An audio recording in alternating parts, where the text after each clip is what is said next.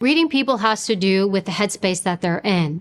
Remember, it's not about where you are, it's about where they are. And if you can figure out what their headspace is and what they're motivated by, it's going to make life a lot easier for you. So let's break them into two categories: identity, instrumental. Let's start with identity first. A person who is in identity means that they are absorbed in their own space. They are emotional. They are seeing things from their point of view. They are self-focused. Often when they speak, you will hear them say, I think, I feel, I believe. They are in a space of emotion and everything has to do with that. That's identity. An individual who is in the instrumental headspace is a person who is very task-oriented. They are looking to get things done. Sometimes they can come off a bit blunt or direct.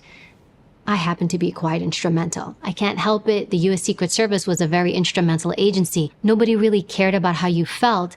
They just wanted you to get things done. So if you botched something, they'd say, fix that. You messed it up, get it done.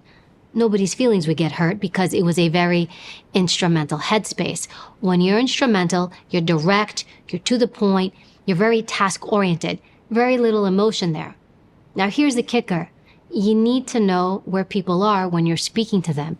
If somebody is identity and you're talking to them from an instrumental headspace, they're going to look at you. Why are you speaking to me like that? Why are you so blunt? Why are you so cold? And when you're instrumental, you can often run into that. Now, identity is a very emotional space. Let me give you an example. You ask your friend, hey, how's work going? And your friend starts telling you how work is going, but not from the place that you thought they would. You know, it's really hard. My boss is really difficult. I'm struggling at work. I don't know if this is where I want to go in my heart, my dreams. And, you know, I'm really struggling with this. And they start to offload. You can see they're in a very emotional space.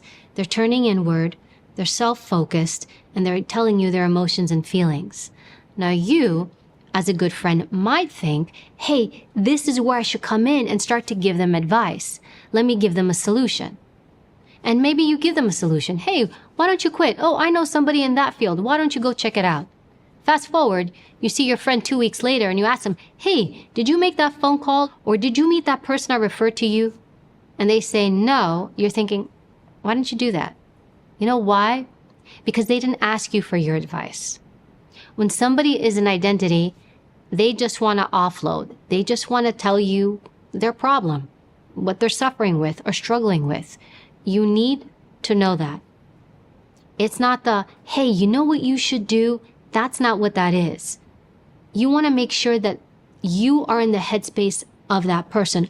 Also, if you're dealing with someone in identity, you might want to think about how you deliver your message. So if I have somebody who's high identity, I may say to them, hey, I need you to redo this project. I'd like it done this way and this way.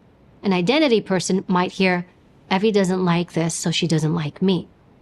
An instrumental person would hear, all right, I need to redo this because obviously the write-up isn't good. Two really different headspaces. Instrumental is, boom, let's get it done, super focused. Is this more efficient? Yes, it is. Is it sometimes easier to operate in this headspace? Yes, it is. U.S. Secret Service, everything moved so fast and things were about life and death, so nobody really had time to kind of cope with someone in the identity space. Lives could be lost. People could get hurt.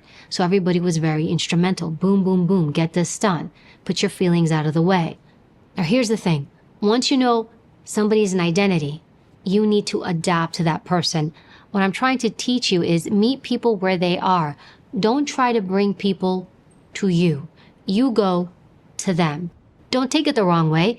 This is where they're at. Meet them there. Sometimes before you can have the conversation you want, you have to have the conversation they want. I'll give you an example. A producer I work with, who is fabulous, often is in identity. So when I can get her on the phone, and she's really busy, so it's really hard to get her on the phone, it's a miracle. And I always have a whole bunch of things I want to talk to her about, business oriented, because I am instrumental. But what happens is when we get on the phone, she wants to talk to me about her daughter. Her daughter is a teenager. She's going through a lot of things with her daughter. So on the call, we will spend about 25 minutes talking about her daughter. She knows my background. She'll ask for advice. What would you do here? How should I say this question? What should I look out for? She's just a good mom really trying to look out for her kid. What's the problem? I've got you for 30 minutes and I need to talk to you about work. But what happens here is I recognize she is an identity and this is what she needs. So I meet her there. So I do that. We will spend the first 25 minutes of the conversation talking about her daughter. I get the last 5 to talk about work. Now you may be thinking, what a waste, Evy. No, it's not a waste. Because you know what I just did? I just showed her that she matters. I just showed her that I'm willing to put everything aside that has to do with my agenda and adapt to yours. I just showed you I care. Keep this in mind too when you're dealing with somebody who's an identity. I often get people that come to me with their problems. They have questions, they want guidance. That's fine, but I listen. Is this person in identity or is this person instrumental? Meaning this, if the person's coming to me and they just want to talk to me and vent, I've got an identity person. There's nothing I need to do or say. I just need to be listen, acknowledge, and be present. Done. There's one quality that the most successful people in the world have, and that's adaptability. It is your ability to move and flow. Bruce Lee, who is a famous martial artist, had this great quote. It's one of my favorite. He would say, be water, my friend. Flow around people.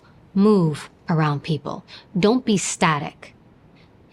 Sometimes we think, I need to stand my ground. I'm going to make sure everybody hears my voice. I'm going to hold my ground.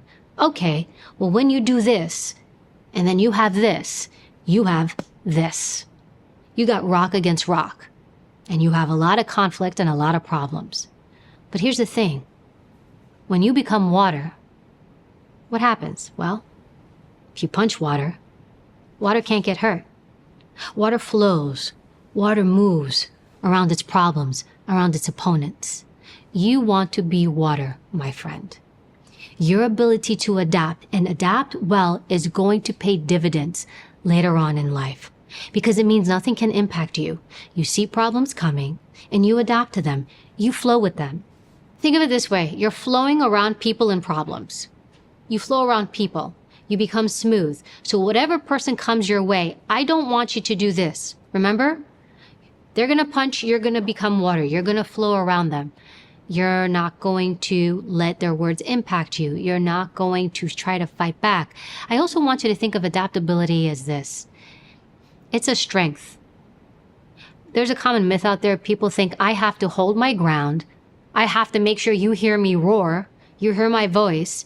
I have to make sure I convince you of what I'm thinking. Why? Why do you need to do that? It doesn't work because you're forcing people into a position they don't want to be in. Remember that. What we want to do is to try to get people into a position they want to be in. How can I get you to follow a path that maybe you don't understand?